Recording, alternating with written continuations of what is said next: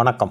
ஸ்ரீ சிவசூர்யா ஜோதிட வித்யாலயம் வழங்கும் காலச்சக்கரம். நான் சிவசூர்யா செந்தில்குமார், கோவில் நகரம், கும்பகோணத்திலிருந்து.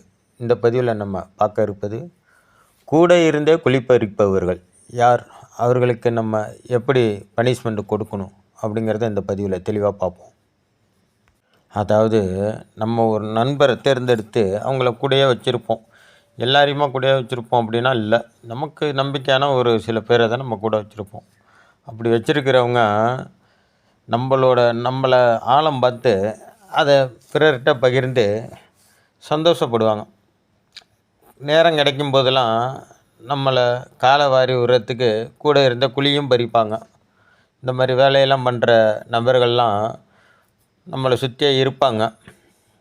நம்மள்கிட்ட நல்லவன் மாதிரியே நடிப்பாங்க. ஆனால் நம்மளோட வீக்னஸ் என்னங்கிறத ஒன்று ஒன்றா சேகரிச்சுக்கிட்டே இருப்பாங்க. அவங்க நமக்கு கொடுக்குற தொந்தரவு நம்ம அவங்கள்ட்ட கேட்கவும் முடியாது, சொல்லவும் முடியாது, மெல்லவும் முடியாது. அந்த மாதிரி வேலையெல்லாம் பார்த்துட்ருப்பாங்க.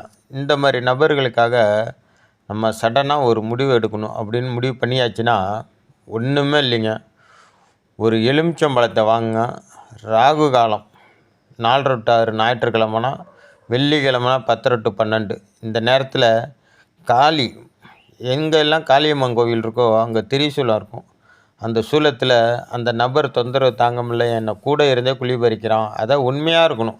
அவனால் நீங்கள் பாதிக்கப்பட்டிருக்கணும். நீங்கள் உண்மையிலேயே அவனை நம்பியிருக்கணும்.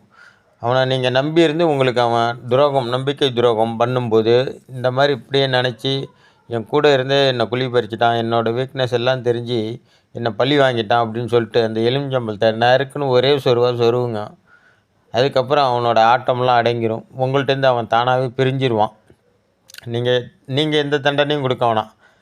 அரசன் தான் அன்று கொல்லுவார், தெய்வம் நின்று தான் கொல்லும். அதை நீங்கள் உணரலாம், நீங்கள் கண்கூடாக பார்க்கலாம். செஞ்சு பாருங்கள், பலன் பெறுங்க. நன்றி, வணக்கம். நல்லதே நடக்கும்.